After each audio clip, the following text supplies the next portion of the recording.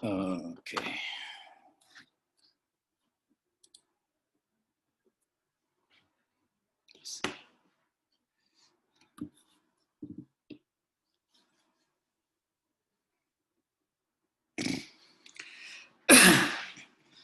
Selamat pagi Bapak Ibu Hakim yang mulia.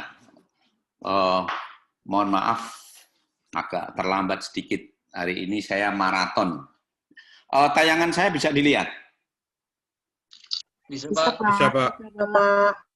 Saya agak lupa sedikit. Apakah ini materi ini pernah saya kemukakan, tapi seingat saya enggak, gitu, belum gitu, untuk kelas Bapak Ibu. Materi ini sebenarnya adalah tulisan Prof. Hadjon tahun berapa itu ya? Tahun 98, yang merupakan ya jalan keluar saya karena udah berapa kali berapa kali pertemuan nggak pernah bisa ketumbur libur terus begitu. Nanti akan ada dua hal yang ingin saya sampaikan. Pertama berkenaan dengan materi ini. Kemudian yang kedua tentang pengkajian hukum dogmatik.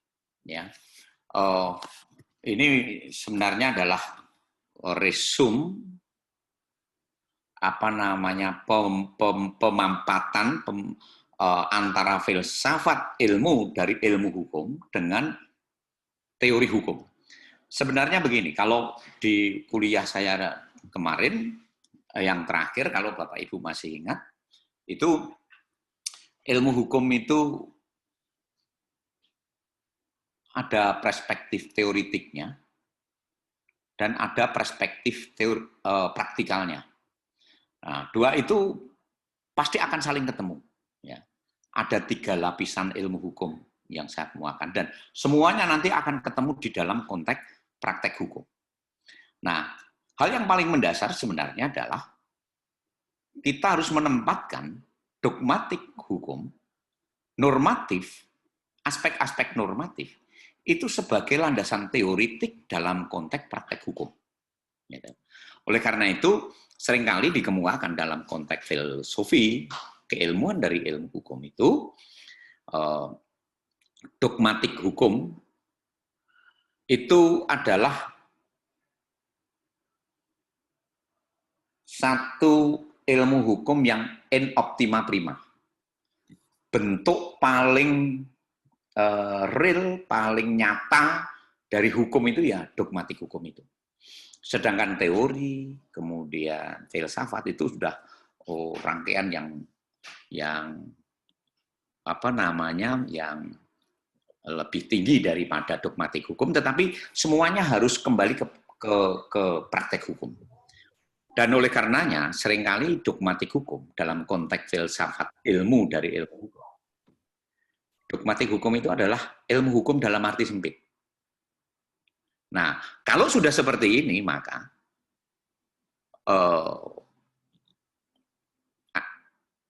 bidang-bidang lain, ilmu-ilmu teman-teman dosen dari fakultas lain itu mengatakan, wah ilmu hukum itu bukan ilmu gitu ya. Dan kita seringkali dikatakan, waduh ilmu hukum itu gitu-gitu aja gitu. Padahal sebenarnya kompleksitasnya sangat tinggi. Dalam konteks filsafat dan keilmuan dari ilmu hukum, ilmu hukumnya sendiri, ya.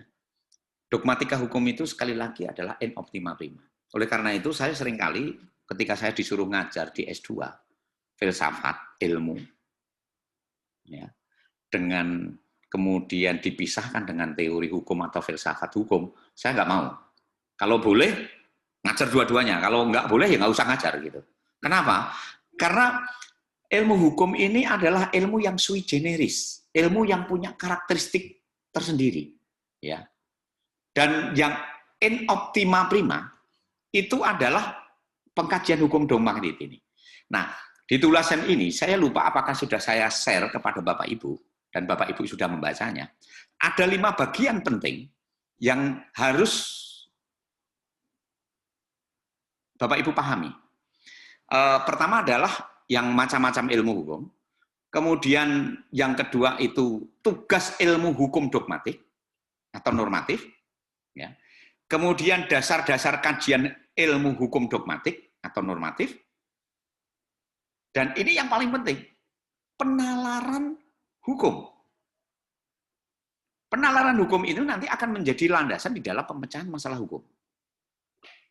Nah, kita pertama, ya, ilmu hukum itu seperti yang saya kemukakan di awal tadi, bisa dibedakan antara ilmu hukum dogmatik dan ilmu hukum empiris, ilmu hukum normatif. Selain itu juga ada ilmu hukum dalam arti luas. Ya. Kalau dogmatik tadi itu adalah ilmu hukum dalam arti sempit, kalau sudah sampai teori, filsafat, itu adalah ilmu hukum dalam arti luas. Nah, ilmu hukum dalam arti luas itu dengan kata lain, dapat ditelaah dari pandangan sifat ilmu dari sudut pandang tentang lapisan ilmu hukum, sebagaimana dikemukakan oleh Husserl maupun Van Hoek. Nanti kalau di metodologi, saya akan menggunakan ini, Husserl dan Van Hoek. Ya. Bagaimana titik tolak dari sebuah pengkajian dari ilmu hukum itu mempunyai karakteristik yang berbeda dengan ilmu-ilmu lain. Yang karakteristiknya itu sui generis. Ilmu hukum itu tidak bebas nilai, tetapi ilmu hukum itu adalah ilmu yang syarat dengan nilai. Nah, problemnya kemudian, apa perbedaan pandangan dari bagaimana sifat dari keilmuan ilmu hukum ini? Kalau Bapak Ibu membaca bukunya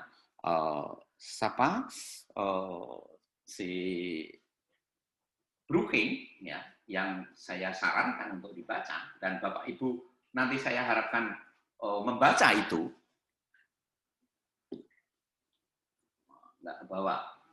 tidak terbawa. Ilmu hukum itu nanti akan ada dua pemilahan, gitu. Dari pandangan positivistik, yang itu kemudian dikenal dengan ilmu hukum empirik, serta ada pandangan yang sifatnya normatif, yang itu kemudian dikenal sebagai ilmu hukum yang sifatnya normatif. Nah, pertanyaannya kemudian, dan saya yakin Bapak Ibu sekalian ketika membuat skripsi, itu mesti pendekatannya adalah normatif empiris, yuridis empiris, gitu. Dan se-Indonesia itu seperti itu. Kenapa? Saya nggak nyalahkan gitu. Ya memang karena ada dua pandangan yang ada di dalam satu pergulatan ketika kita mempelajari hukum. Ya. Tetapi pertanyaannya kemudian apa sih perbedaan dua itu? Itu yang sekarang menjadi problem tersendiri karena sudah menggunakan pendekatan itu, tetapi perbedaannya di mana gitu. Nah, saya merasa perlu untuk mengungkapkan ini. Apa yang menjadi perbedaan pandangan positivistik dengan pandangan yang sifatnya normatif? Kalau pandangan positivistik ini nanti akan terkait dengan ilmu hukum empiris. Dan kalau pandangan yang sifatnya normatif, itu akan berkenaan dengan ilmu hukum normatif. Ya. Apa yang membedakannya? Yang membedakannya pertama mesti hubungan dasarnya. Kalau hubungan dasar di dalam konteks ilmu hukum empiris ini, itu hubungannya pasti subjek dengan objek. Ini ada subjek, ini ada objek. Tetapi berbeda kalau pandangannya itu normatif. Hubungannya apa? Subjek dengan subjek. Oh, ini sulit sekali dipahami oleh orang. Terutama misalkan fisip ini. Kalau orang-orang politik berbicara, melakukan satu penelitian, pandangannya pasti subjek dan objek. Tapi kalau kita meneliti tentang misalkan 1320, di situ pasti akan ada para pihak. Ya. Ada penjual, ada pembeli misalkan. Itu kan para pihak itu adalah subjek semua. Yang akan terkait dengan hukum itu adalah subjek-subjek hukum semua. Dan kemudian posisi kita ada di mana? Itu nanti akan berkenaan dengan metode atau cara pandang kita atau perspektif kita. Atau berkenaan dengan sikap ilmuannya. Disinilah kemudian ketika dalam konteks sikap ilmuannya, kalau positivistik itu kita menjadi penonton. Ada penjual, ada pembeli, kita nonton. Tapi kalau ada dalam konteks normatif, itu menjadi partisipan atau dilema. Ya. Ada penjual, ada pembeli. Dalam konteks normatif, saya akan melihat dari sisi penjualnya atau dari sisi pembelinya. Atau saya lihat menjadi ini masing-masing subjek hukum dan saya akan lihat dua-duanya. Ya. Kenapa? Kita mesti jadi partisipan. Hakim pun juga demikian. Dengan alat bukti blank, perkara pencurian, alat buktinya banyak, begitu, bocah ini salah gitu. Itu sudah partisipan. Dan mesti harus begitu. Gitu. Lawyer juga begitu. Jaksanya juga begitu. Nah, oleh karena itu, dalam konteks keilmuan hukum, ilmu hukum ini, itu nanti akan membedakan itu adalah pada perspektifnya. Perspektifnya, kita itu ada di luar, ekstern, atau kita masuk ke dalamnya. Kalau hakim, pasti ekstern, intern. Ya, pasti intern. Pengacara intern. Jaksa intern. Ya. Yang nonton di situ, ya ekstern melihat aja gitu. Begitu hakim memutuskan, oh hakimnya nggak adil, oh ngalah. Oh hakimnya adil, oh menang gitu kan. Nah, di perspektif inilah yang kemudian bagaimana kita bisa tetap masuk, tetapi juga dalam konteks alat bukti yang sifatnya empirik, itu nanti ekstern. Di sini nanti, kalau dalam konteks misalkan menguji alat bukti, kita mesti harus ekstern. Teori kebenarannya. Teori kebenarannya, kalau empiris, itu correspondent, artinya berhubungan. Tapi kalau normatif, itu teori kebenarannya adalah intern. Saya tadi malam melihat satu film gitu ya. Ada seorang bukan film pendek lah di Netflix gitu. Ada seorang kakek-kakek usia 96 tahun. Dia begitu risau mengantarkan anaknya yang umurnya 63 tahun. Ya. 63 tahun dengan mengendarai sebuah mobil. Bayangkan 96 tahun mengendarai sebuah mobil, mengantarkan anaknya yang umur 63 tahun dalam posisi dia harus segera sampai rumah sakit. Dia nggak merasa dirinya itu ngebut. Kemudian dihentikan oleh polisi lalu lintas, dan oleh polisi lalu lintas itu dibawa ke pengadilan, tapi hakimnya itu memutuskan kurang lebih begini. Kebetulan anaknya itu, anak si hakim itu ada di dalam ruangan itu anak saya manja, gitu. Tapi berbeda dengan anak kakek-kakek yang 96 tahun, yang dia membutuhkan pertolongan, dan itu yang menolong adalah bapaknya yang sudah dilakukan berpuluh-puluh tahun, gitu. Dan pada akhirnya hakim itu mengatakan, oke, kasusnya ditutup. Gitu. Nah, perspektif seperti itu sebenarnya adalah perspektif pragmatik. Ya. Perspektif pragmatik. Nah, dalam konteks perspektif ini, ada dalam konteks keilmuan, itu sebagaimana yang saya kemukakan di kuliah saya terakhir kemarin, berkenaan dengan cara berpikir hukum, yaitu deduktif, induktif. Ya. Kas berpikir hukum, itu selalu induktif. Bapak Ibu ketika memutuskan perkara,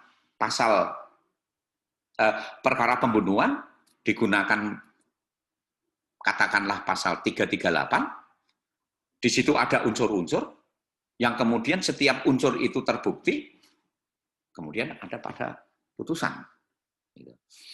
Nah, disitulah kemudian ada satu perspektif yang kemudian bagaimana, kapan kita harus internal. Kalau itu berkenaan dengan unsur-unsur hukum, maka mau nggak mau, suka nggak suka, mesti internal. Tetapi kalau pada konteks pembuktian dan sebagainya, itu pasti akan berkaitan dengan internal. Disinilah kemudian ada korespondensi, ada pragmatikal. Ya. Cerita yang saya kemukakan itu adalah cerita pragmatik. Kakek 96 tahun yang dituduh ngebut tadi, itu adalah kebenaran yang sifatnya pragmatik. Tetapi kalau kemudian kita mau mengatakan ini ada korespondensinya, yang jelas, yang pasti adalah kebenaran, misalkan ada tujuan bahwa seseorang membunuh dengan menggunakan golok. Nah, ini goloknya gitu. Nah, disinilah ada korespondensi. Korespondensi yang mengatakan yang bisa menempatkan golok ini sebagai alat bukti ketika golok itu memang benar-benar dipakai untuk melukai atau menganiaya atau membunuh dari seseorang terhadap seseorang. Disitulah kemudian ada korespondensi. Matinya orang itu karena ada dilakukan dengan golok itu. Nah, kebenaran, teori-teori kebenaran yang dilandaskan pada pola berpikir induktif, deduktif, ini nanti akan menjadi satu tema tersendiri, satu pemahaman tersendiri, dan saya yakin Bapak Ibu ketika pelatihan jadi hakim itu secara nggak sadar sudah akan ditanamkan dengan luar biasa. Kemudian berkaitan dengan proposisi. Proposisi di dalam konteks ilmu hukum empiris atau positivistik, itu sifatnya informasi.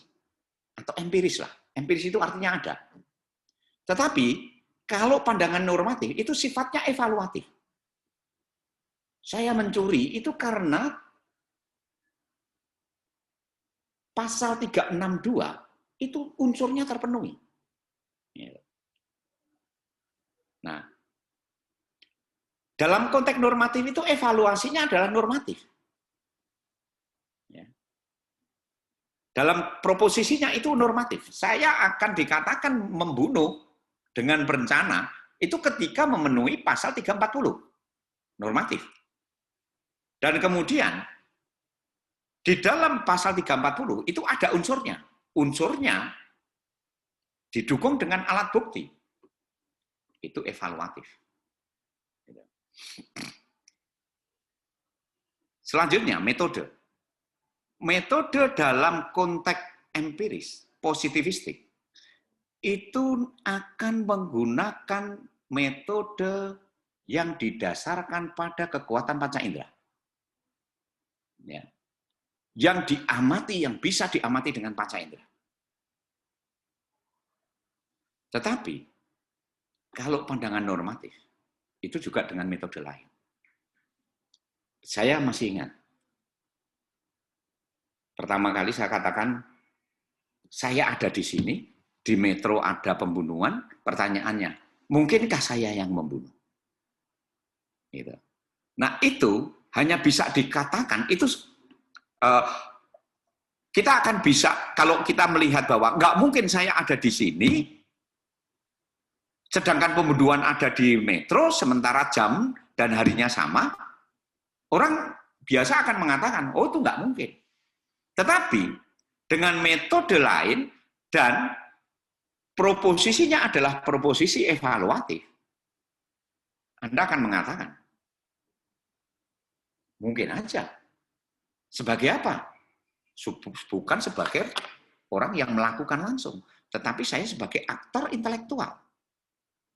Pernyataan aktor intelektual itu adalah berkenaan dengan proposisi yang sifatnya evaluatif. Ya. Dan metodenya tentunya kan dengan metode tersendiri, metode-metode lain. Metodenya apa? Kita akan melihat nanti berkenaan dengan konstruksi-konstruksi berpikir hukum. Ya. Konstruksi-konstruksi berpikir hukum, dan saya yakin Bapak Ibu pernah mendengar teori-teori hubungan kausal, teori-teori adekuat, dan seterusnya. Ya. Saya sering kali bercerita kalau ke mahasiswa S1. Kasusnya itu terjadi di Vietnam pada saat Perang Vietnam, tahun 80-an. Tentara Vietnam yang nakal-nakal, itu suatu saat dikumpulkan, dan kebetulan komandannya di situ itu orang Amerika. Banyak tentara yang lari, disersi, kumpulkan. Biasa kalau tentara itu menggunakan kekerasan itu biasa, dipukul perutnya. Suatu saat pukul ada 10 katakan gitu. Pertama dipukul, det, nggak apa-apa. Yang kedua dipukul, nggak apa-apa. Tentara yang kelima dipukul perutnya, mati. Pertanyaannya apakah itu pembunuhan? Apakah itu menghilangkan nyawa orang lain? Sementara si tentara Amerika yang melakukan pukulan di perut, itu ya tentara biasa begitu gitu. Ternyata ketika diautopsi, si tentara yang disersi tadi, itu ada penyakit liver dan stadium tinggi. Nah pertanyaannya kemudian adalah, apakah tindakan yang dilakukan oleh tentara itu, oleh tentara Amerika itu adalah ya sengaja, kemudian menghilangkan nyawa orang lain?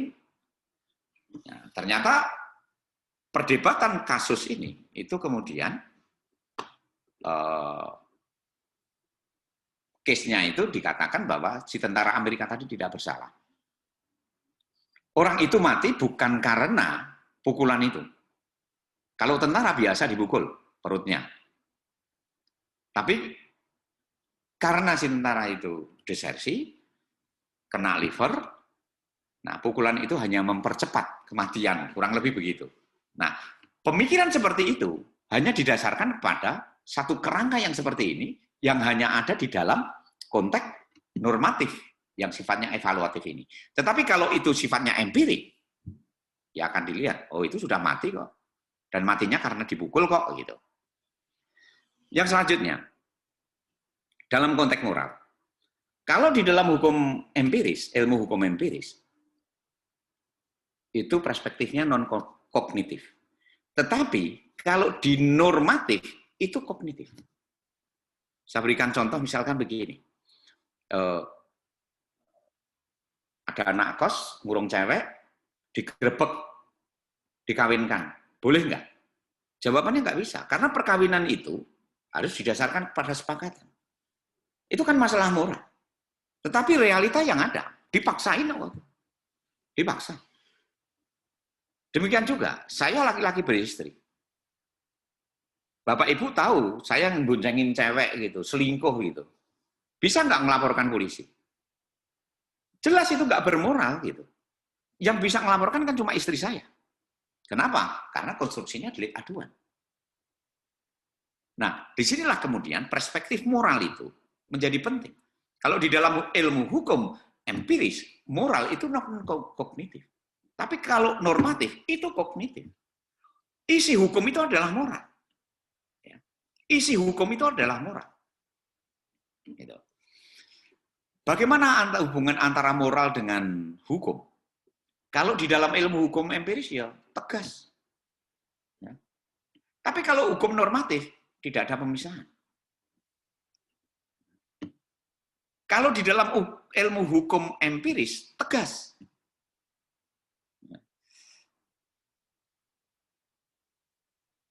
Nah, hubungan antara hukum dan moral ini, itu merupakan satu tema yang nggak pernah selesai di dalam konteks filsafat, ilmu dari ilmu hukum. Dalam konteks teori hukum, nggak pernah selesai. Bapak Ibu bisa membaca bukunya, misalkan Hart, kemudian Dworkin. Dworkin dan Hart itu senior junior. Beda pandangan. Ya. Selalu berdebat. Hart itu mengemukakan bahwa ya hukum itu ada primary rule dan secondary rule. Sedangkan kalau Dworkin mengemukakan, kalau mau membaca hukum itu harus based on moral reading. Tapi dua ini berbeda jauh. Tetapi ketika Dworkin itu retired, pensiun, siapa penerusnya? Dworkin langsung menjawab, tidak lain adalah Hart. Gitu. Nah, kalau Dworkin itu menyatakan tidak ada pemisahan. Tapi kalau Hart, dipisahkan. Ya, dipisahkan. Nah, dalam konteks keilmuan, kalau ilmu hukum normatif, positif, pandangan positivistik atau ilmu hukum empiris, itu hanya sosiologi hukum empiris dan teori hukum empiris yang digunakan. Tapi kalau pandangan normatif itu, ilmu hukum dalam arti luas. Pertanyaannya adalah, apa yang dimaksud dengan ilmu hukum dalam arti luas itu? Ilmu hukum dalam arti luas itu akan meliputi sosiologi hukum, psikologi hukum, budaya hukum, politik hukum, dan seterusnya. Bapak Ibu bisa melihat nanti pengertian-pengertian itu di dalam bukunya Bruching. Nah, Bapak Ibu, saya di sini ada dikemukakan oleh Muisen, salah satu buku yang saya kemukakan untuk wajib dibaca. Gitu. Perbedaan ilmu hukum empiris dan ilmu hukum normatif oleh Muisen ini, itu digambarkan pertama, ya, secara tegas ada membedakan fakta dan norma. Ya. Untuk ilmu hukum empiris ini. Sedangkan untuk kemudian gejala hukum yang dipelajari di dalam konteks empiris, dalam pandangan positivistik, itu adalah fakta sosial. Sedangkan metode yang digunakan itu adalah metode-metode ilmu empiris serta bebas nilai. Tapi berbeda ini dengan ilmu hukum normatif. Ya. Berbeda itu dalam konteks ilmu hukum normatif. Kalau ilmu hukum normatif, ya, yang dilihat itu norma. Fakta yang dikaji adalah fakta hukum. Metode yang digunakan adalah metode ilmu hukum. Apa itu? Argumentasi dan interpretasi. Bukan bebas nilai, tetapi syarat dengan nilai. Ya. Nah, rangkaian dari lapisan-lapisan ini tadi, yang saya kemukakan di awal, itu ada filsafat hukum, ada teori hukum, dan ada dogmatik hukum. Filsafat hukum itu merupakan eksplanasi reflektif. Jadi kita merefleksi. Sedangkan teori hukum itu nanti menjadi eksplanasi analisis. Untuk menganalisis sesuatu, itu pakailah teori-teori itu. Nah, dalam konteks ini yang paling mendasar untuk Bapak Ibu kuasai adalah dogmatika hukum yang akan terkait dengan eksplanasi teknis yuridis. Untuk mengatakan bahwa itu adalah pencurian, mesti secara teknis yuridis harus terpenuhinya unsur-unsur itu, dan unsur-unsur yang ada di dalam pasal pencurian itu, dan unsur-unsur itu harus didukung dengan adanya alat bukti. Tiga komponen ini itu pada akhirnya tetap harus masuk di dalam, menjadi landasan di dalam praktek hukum. Nah, lapisan-lapisan ilmu hukum ini merupakan satu titik pandang sentral di dalam konteks kita memahami karakter keilmuan dari ilmu hukum itu. Apa yang dinamakan ilmu hukum empiris, ya, positivistik, dan apa itu ilmu hukum normatif, atau dalam konteks ini adalah ilmu hukum normatif atau pandangan normatif. Ya. Bapak Ibu, pertanyaannya kemudian begini, apakah undang-undang, dogmatik hukum, normatif hukum, itu bisa dikatakan sebagai teori?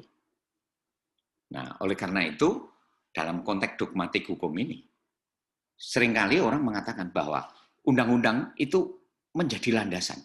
Kalau menjadi landasan, menjadi dasar, maka menjadi dasar argumentasi, maka kita kan itu bisa mengatakan teori.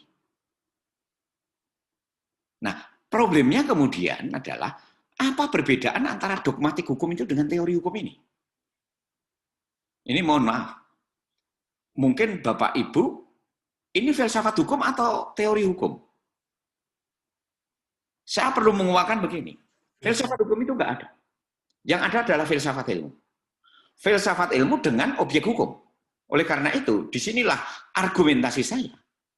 Mengapa kalau mengajar filsafat ilmu, saya juga harus mengajar filsafat hukum? Kenapa? Filsafat ilmu itu adalah mother of science. Tinggal tergantung pada objeknya. Kalau objeknya hukum, ya harus kembalikan pada karakter dari ilmu hukum itu. Di kelas ini ada yang dari UNER nggak? Kalau di UNER, di S2, nggak ada itu mata kuliah teori hukum. Yang ada cuma satu, ilmu hukum, titik. Kenapa? Ilmu hukum itu dalam tampilan yang paling nyata, tampilan yang paling komprehensif, itu adalah ini. Ya, ada 3 lapisan ini. Filsafat hukum, teori hukum, dogmatika hukum, yang semuanya akan masuk ke praktek hukum. Bahkan, di akhir hayatnya, Prof. Hacipto Raharjo, buku pada saat saya kuliah, bukan itu di akhir-akhir masa Prof. Cip mengajar. Saya itu diajar Prof. Cip 2007. Prof. Cip 2008 masih ngajar, 2009, 2010 atau 2009 lah itu udah meninggal. Buku yang sesi terakhir Prof. Cip itu juga lapisan-lapisan ilmu hukum. Dan lapisan-lapisannya itu terkait dengan 3 komponen ini. Ya. Nah, saya kembali kepada tema yang saya ingin kemukakan, yaitu apa perbedaan antara dogmatik hukum dan teori hukum. Nah, dogmatik hukum itu mempelajari aturan hukum dari segi teknis. Tapi kalau teori hukum, sekali lagi, merupakan refleksi terhadap teknis hukum itu. Merupakan refleksi dari teknis hukum itu. Saya berikan contoh misalkan. Pencurian. Di situ harus ada unsur barang. Sudah paham tentang aturan-aturan hukum, apalagi ini S2 ya, tatarannya S2. Jadi tingkatan keilmuan hukum itu ada 3 level ya, secara umum ya. Keilmuan ketiga. Bedakan menjadi tidak hanya menjadi barang bergerak dan barang tidak bergerak. Secara teknis, barang itu juga ada yang berwujud dan ada yang tidak berwujud. Nah, pembagian klasifikasi barang berwujud dengan barang tidak berwujud, ini adalah refleksi pada teknis hukum. Dogmatik hukum berbicara tentang hukum, aturan-aturan, unsur-unsur. Tetapi teori hukum itu berbicara tentang cara yuris berbicara hukum. Ya. Teori hukum itu bagaimana cara yuris berbicara tentang hukum.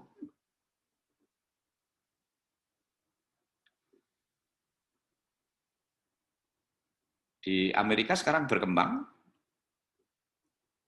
ya. Di Amerika sekarang berkembang yang namanya jurimetri. Seorang hakim memutus perkara itu akan sangat tergantung kepada sisi-sisi kehidupan sebelum atau jauh sebelum dia memutus perkara. Dan itu dipelajari. Seorang hakim pada tanggal tua, nggak punya uang, berangkat dari rumah dimaki-maki sama istrinya, dimarah-marah sama istrinya, sudah dimarah-marah sama istrinya, anaknya minta uang, wah itu kalau sampai di pengadilan memutus perkara, pasal yang dipakai adalah pasal gregetan. Yang kemudian kita kenal adanya disparitas penjatuhan pidana dan seterusnya. Itu di Amerika dipelajari sekarang ini di tahun-tahun 90-an itu menjadi objek kajian yang luar biasa yang namanya hukum dan jurimetri. Gitu. Sehingga hukum itu tidak hanya dari segi hukum saja, tetapi juga dari bagaimana juris itu berbicara. Ya. Teori hukum berbicara hukum dari perspektif yuridis, kedalaman bahasa termasuk bahasa yang sifatnya non-yuridis. Gitu. Disinilah yang kemudian menjadi komprehensif. Kemudian yang keempat, apa perbedaan antara dogmatik dengan teori hukum ini? Ini kalau dogmatik hukum itu berbicara tentang problematika hukum yang konkret. Tapi kalau teori, itu kita bicara tentang pemberian alasan, argumentasi. Nah, Bapak Ibu, jangan risau dengan dogmatik hukum, teori hukum ini. Jangan risau membuat satu argumen yang didasarkan pada di sini. Tetapi argumen-argumen yang ada di sini ini mesti harus di-backup dengan teori ini. Bagaimana cara membackup-nya? Nah, 1, 2, 3, 4 ini adalah satu perspektif bagaimana kita bisa masuk ke wilayah itu. Nah, saya ingin menguatkan selanjutnya yang berkenaan dengan teori hukum itu, ya saya sudah menguatkan apa tugas dari teori hukum itu. Ya, apa yang menjadi tugas dari teori hukum itu? Pada beberapa perkuliahan waktu yang lalu. Ya. Tetapi yang ingin saya kemukakan, yang saya kasih tanda merah di sini adalah bidang kajian teori hukum ini. Bidang kajiannya itu adalah analisis badan hukum, ajaran metode hukum, metode keilmuan hukum dogmatik, dan kritik ideologi hukum. Kritik ideologi hukum. Kemarin Bawaslu buat putusan menganulir pasangan calon. Nah, itu sudah mulai banyak yang berbicara. Oh, ini karena si itu, karena di backup oleh pengusaha itu. Oh, begini begitu, begini begitu. Di situ kritik-kritik itu menunjukkan bahwa di dalam proses pemilihan kepala daerah, di situ ada ideologi tertentu. Dan itu tidak bisa dilepaskan dengan ideologi hukum. Nah, saya ingin mengajak Bapak Ibu untuk masuk di dalam wilayah bidang kajian teori hukum dengan satu perspektif filosofis keilmuan dari ilmu hukum yang pada prinsipnya tahapannya itu sederhana ini. Analisis yang kita lakukan adalah terhadap bahan hukum. Untuk menganalisis bahan hukum ini, itu dilakukan berlandaskan pada ajaran hukum. Dengan metode interpretasi, argumentasi. Dan di balik itu ada ideologi hukum yang juga seringkali perlu kita kritik. Apa yang dimaksud ini? Di bawah ini sudah ada. Ya, tolong dibaca sendiri. Namun yang perlu saya kemukakan adalah, ya, untuk sampai pada teori hukum ini, kita perlu landasan filosofinya, landasan filsafatnya. Filsafatnya tentunya adalah filsafat ilmu dari ilmu hukum. Disingkat menjadi filsafat hukum. Nah, dalam konteks ini, kalau Bapak Ibu membaca filsafat ilmu, itu paling akan berkenaan dengan ontologi, aksiologi, dan epistemologi. Tetapi dalam konteks filsafat ilmu dari ilmu hukum, satu ada ontologi. Apa itu ontologi? Silahkan dibaca sendiri. Dalam konteks keilmuan dari ilmu hukum, ontologi itu mempelajari hakikat. Tentunya yang dipelajari karena ini ilmu hukum adalah hakikat hukum. Hakikat hukum itu apa? Hakikat hukum itu nggak akan pernah bisa dilepaskan dengan demokrasi, hubungan hukum, dan moral, keadilan. Bukan, hakikat hukum, hubungan hukum, dan seterusnya. Di selain ontologi, setelah itu ada aksiologi hukum, yaitu mempelajari isi dari nilai. Isi dari nilai apa? Isi dari nilai hukum itu. Isi nilai dari hukum itu apa? Kebenaran, keadilan, kebebasan, kewajiban, hak, penyalahgunaan wewenang, dan seterusnya. Wewenang itu termasuk aksiologi dari hukum. Nilai dari hukum. Yang ketiga, ideologi hukum. Hakikat, nilai, itu nggak bisa dilepaskan dengan ideologi.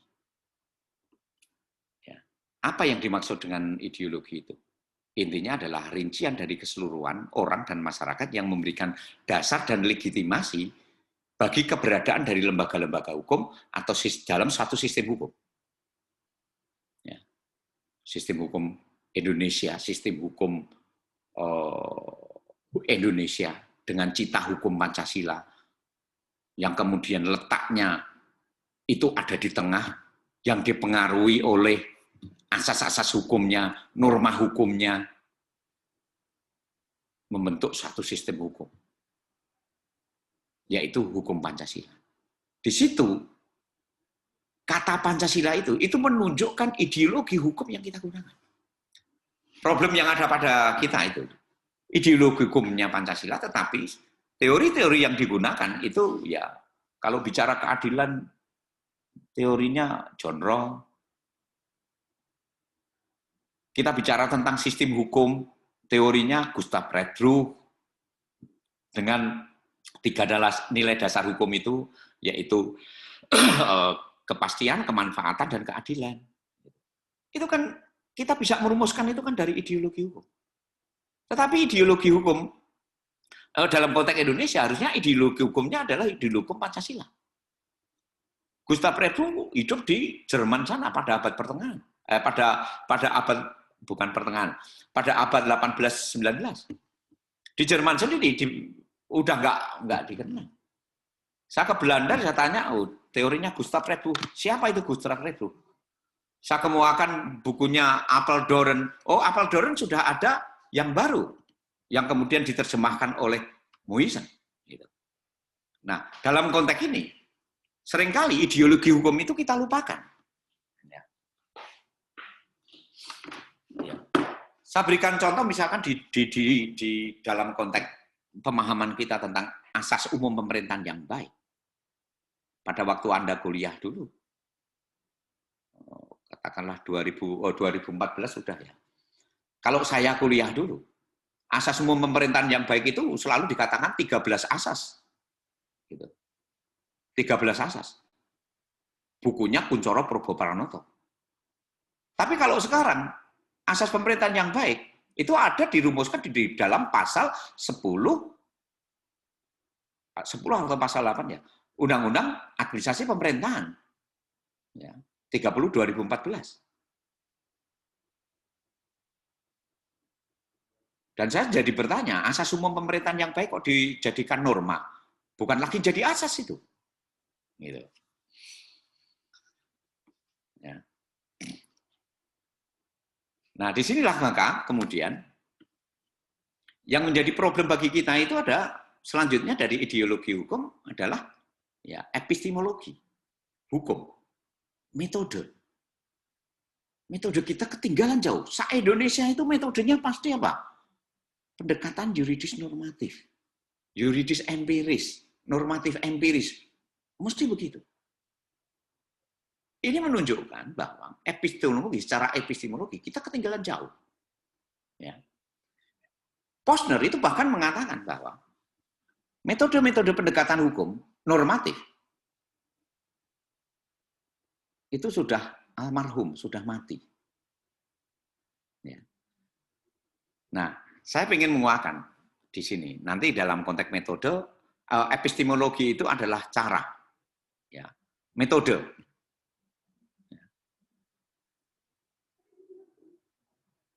Dia akan selalu berkaitan dengan berhubungan dengan pertanyaan sejauh mana mengenai hakikat hukum, masalah filsafat hukum yang fundamental itu apa. Itu selalu akan mengurai itu. Dan dia akan berada di wilayah metode. Nah, dalam konteks ini, metode ilmu hukum kita itu seringkali banyak ketinggalan. Kemudian teleologi dalam konteks ruang lingkup filsafat hukum, filsafat ilmu, itu ada teleologi. Teleologi itu melihat jarak jauh. Yang paling utama kan sebenarnya begini, hukum itu dibuat untuk membuat prediksi-prediksi. Dan hukum dibuat hari ini, akibatnya itu tidak di hari ini. Akibatnya bisa 10 tahun yang akan datang, bisa 1 tahun yang akan datang, atau bisa tidak saat itu juga berakibat. Oleh karena itu, ketika ada satu aturan seperti A, gitu, nanti akan terjadi apa, implikasinya apa, akibatnya apa, itu merupakan bidang kajian, merupakan ruang lingkup dari filsafat ilmu, dari ilmu hukum. Disinilah maka yang terakhir, ruang lingkup dari filsafat ilmu, hukum, itu adalah logika hukum. Logika hukum itu mengarah pada bagaimana membangun suatu argumentasi menjadi satu bangunan yang logis, rasional, karena hukum itu merupakan sistem gagasan yang rasional. Di dalam satu struktur sistem hukum tertentu. Dalam satu struktur sistem hukum tertentu. Nah, ini adalah ruang lingkup dari filsafat ilmu. Yang dalam hal ini adalah ilmu hukum. Kalau Bapak Ibu mempelajari filsafat ilmu, ya, saran sebagai sarana ilmiah, itu cuma 4. Ya, sarana berpikir ilmiah, itu 4. 1, itu berkenaan dengan bahasa. Ya. 2, matematika. Ya, 1 itu bahasa. 2, matematika. 3 itu statistika. Dan keempat itu logika. Tapi kalau dalam konteks ilmu hukum, filsafat ilmu hukum, itu ya ini. Sarana berpikir ilmiah kita, mulai dari ontologi hukum sampai pada logika hukum. Ya. Pada logika hukum. Nah, saya harus kemukakan bahwa dari 3 lapisan itu tadi, teori hukum, filsafat hukum, itu nggak bisa dilepaskan dengan praktek hukum. Ya, kurang lebih gambarnya kayak ginilah. Ini sudah saya kemukakan dengan materi yang kemarin. Semuanya mesti akan terkait dengan hukum positif. Dan hukum positif itu nanti ke sini ke praktek hukum. Ya. Artinya begini, ilmu hukum yang namanya dogmatik hukum itu menjadi teorinya hukum positif. Teori hukum ini menjadi teorinya, metateori dari dogmatik hukum, tapi ke sini itu menjadi teorinya hukum positif. Dan seterusnya sampai pada filsafat ini. Dan semuanya mesti ketika sudah masuk pada hukum positif, itu di bawah ini ada yang namanya praktek hukum. Dan semuanya filsafat hukum itu semuanya akan membumi ke sini, tetapi tidak bisa dilepaskan dengan hukum positif ini. Ya. Nah, disinilah maka kalau Bapak Ibu mengkaji hukum dengan pendekatan dogmatik, yang pertama harus dilakukan itu mesti deskripsi hukum positif. Langkah keduanya adalah sistematisasi hukum positif, menganalisis hukum positif, menginterpretasi hukum positif. Ya, beda ini antara analisis dengan interpretasi. Ya. Dan kemudian baru menilai hukum positif itu. Penjelasannya ada di bawah ini. Ya. Oke, yang ini nanti silahkan untuk dibaca sendiri. Yang perlu saya tekankan di sini adalah bagaimana dasar-dasar kajian ilmu hukum dogmatik itu secara filosofis. Yang jelas, yang harus dicermati adalah pengkajian ilmu hukum, khususnya normatif, itu mensyaratkan adanya isu hukum, metodenya, dan kemudian ada landasan teorinya.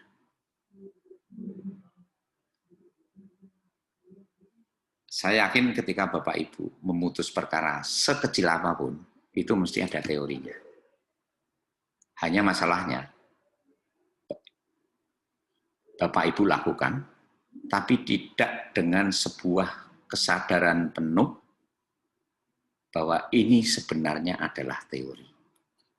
Paling tidak, sekecil apapun perkara itu, pencurian sekalipun, untuk membuktikan unsur-unsur itu,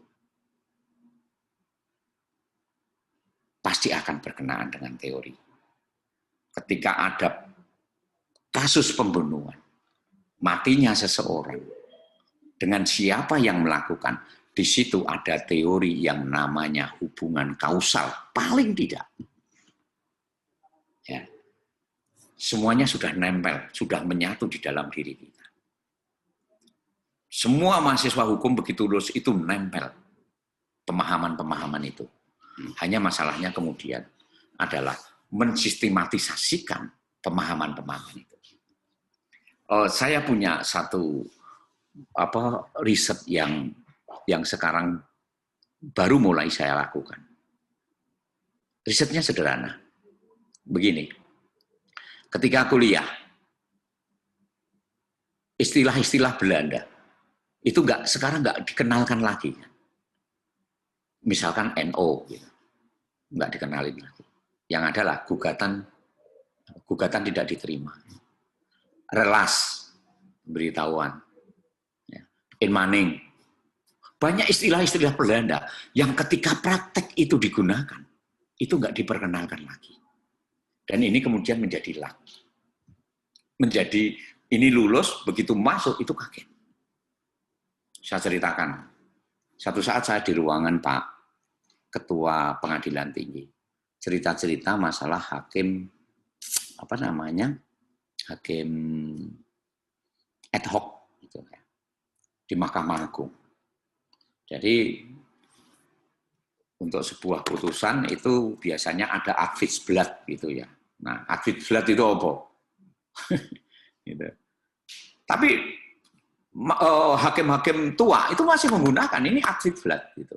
Di Adviesblad itu ada catatan kecil gitu, yang kemudian hakim 1, P1, P2, P3 apa-apa lah gitu. Ya, belum.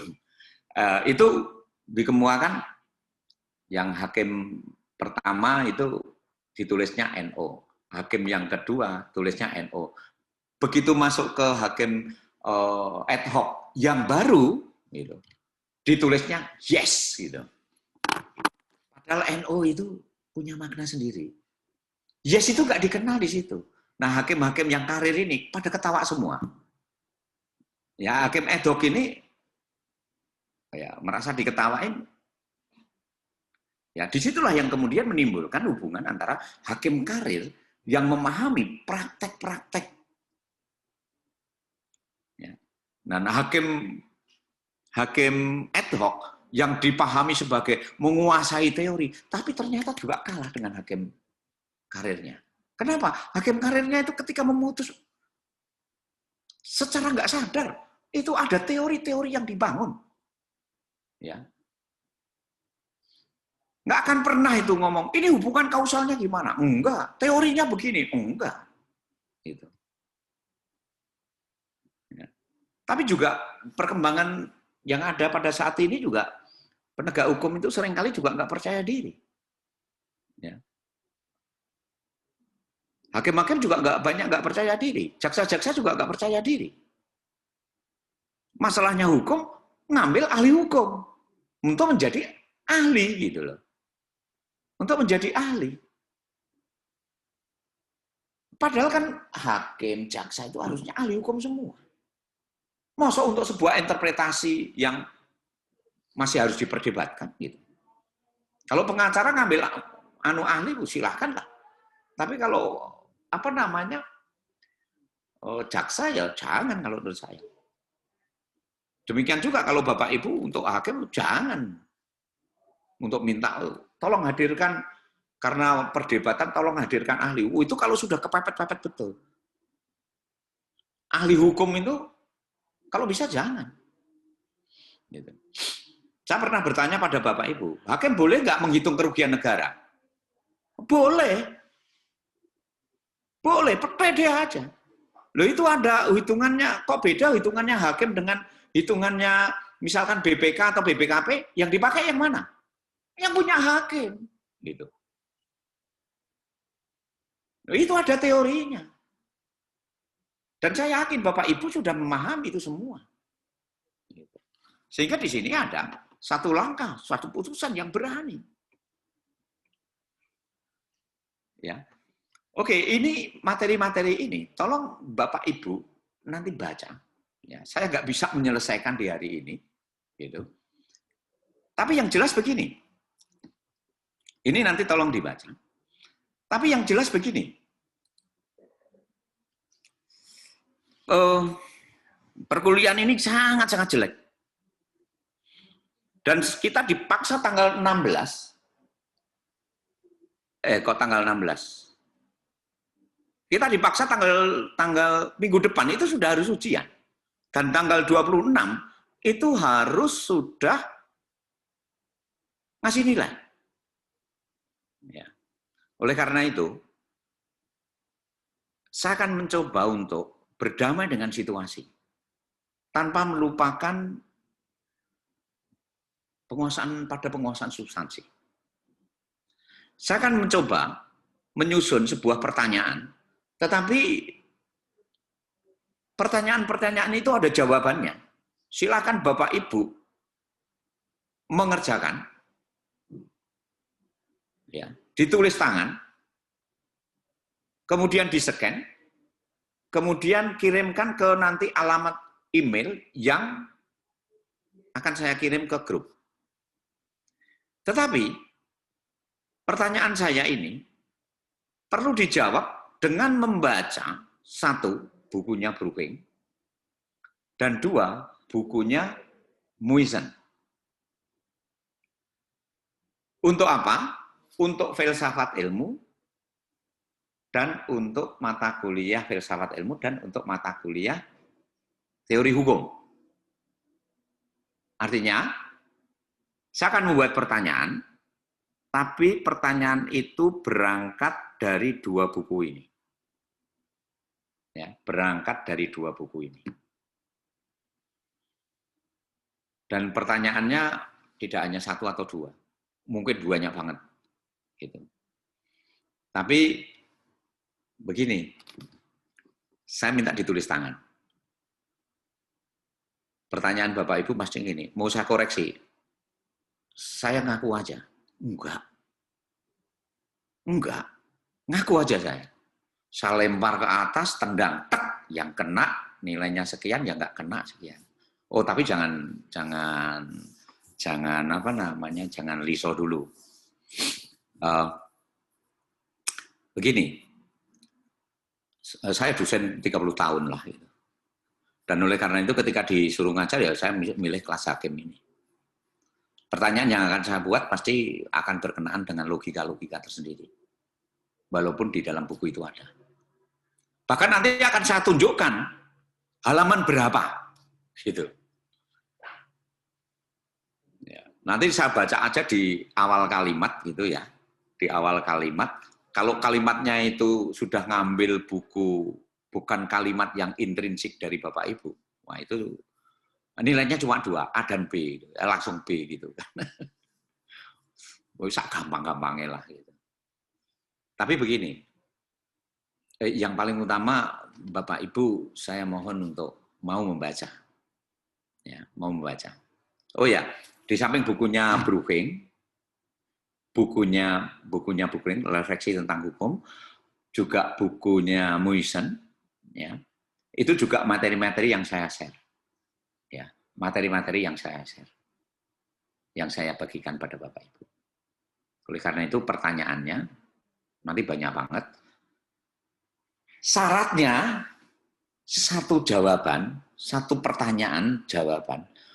Itu saya nggak mau lebih dari 5 baris. Kalau bisa 3 baris, kalau bisa dengan jawaban yang pendek-pendeknya tetapi bisa mewakili, itu sudah cukup. Sudah sangat alhamdulillah dan membantu diri saya. Gitu. Oke, mungkin itu. Ya, mungkin itu. Saya berharap kita ketemu lagi dalam satu suasana yang lebih ini untuk mata kuliah metode. Saya untuk metode untuk kelas hakim ini sudah saya coupling duluan. Ya, dosen-dosen Fakultas Hukum itu gila melihat saya ini. Apa lebih baik nggak bersentuhan dengan saya karena gila gitu, daripada berurusan dengan saya gitu. Termasuk Pak Dekannya yang kebetulan juga ikut ini. Nah, begitu Bapak Ibu. kalau nanti pada konteks metode, saya pengen Bapak Ibu kita bisa ketemu secara fisik, secara ini. Walaupun 3 bulan yang akan datang itu konon kabarnya COVID itu semakin menggila gitu. Dan tidak harus ya gini, tidak harus setiap minggu ketemu gitu. Enggak. Kuliah itu ini kuliah orang dewasa itu. Bisa dengan tapi yang paling penting adalah ada sebuah proses komunikasi yang tatap muka langsung itu harus bisa kita lakukan. Saya rencananya di minggu ini pengen ketemu gitu. Saya pengen mengundang Bapak Ibu. Udahlah di hari apa gitu kan. Nggak perlu hari ini dan sore gitu. Dan kalau yang di jauh gitu ya nanti kita, yang jelas ada yang datang ke ruangan. Misalkan di sini itu ada 20 orang. Yang datang yang 5 gitu, yang Lampung Barat nggak usah datang, yang Kota Bumi itu aduh gitu kan. Tetap kita pakai Zoom, tapi tetap ada yang datang sehingga suasananya menjadi lebih cair. Tapi di minggu kemarin itu ada dosen Fakultas Hukum yang kena COVID gitu, jadi daripada saya dimarah lebih baik nggak dimarah itu ya.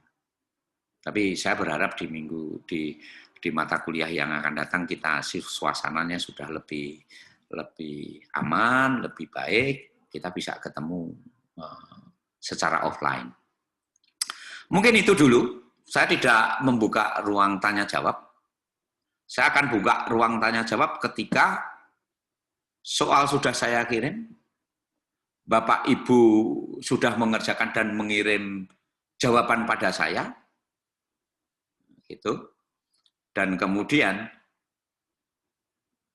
sebelum saya membuat nilai, nanti akan saya minta Bapak Ibu mengoreksi pekerjaan teman Anda. Lebih enak.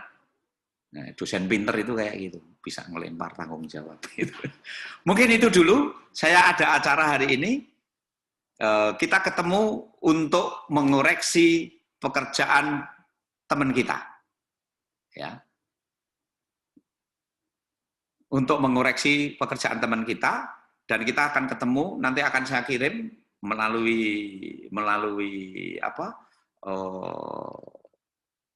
email yang saya buat. Everybody, semua orang bisa membuka email itu, ya, bisa membuka email itu,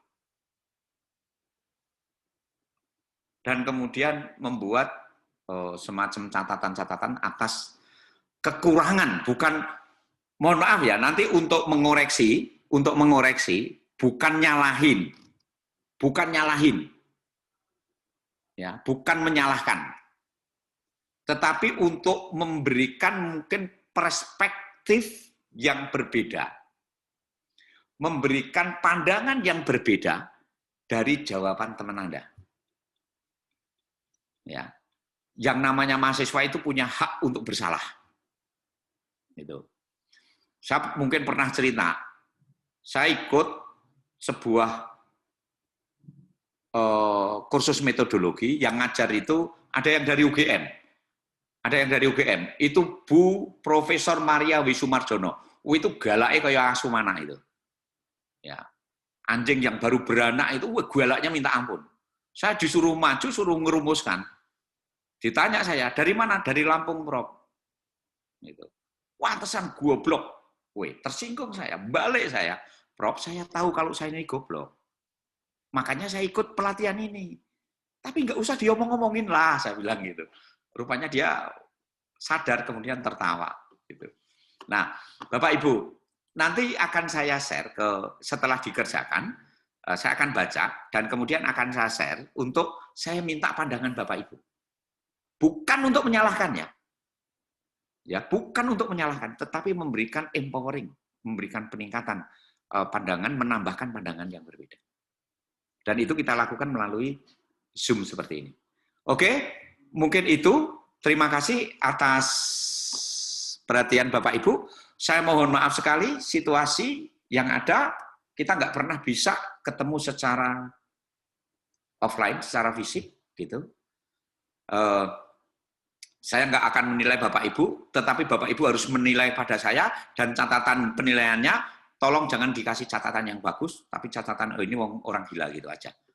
Terima kasih, kita ketemu minggu yang akan datang, dan paling lambat hari Senin, soal saya kirim kepada Bapak Ibu. Thank you. Makasih, Pak. Thank you, Pak. Terima kasih, Pak. Terima kasih, Pak. Ya, makasih. Terima kasih, Pak. Terima kasih, Pak.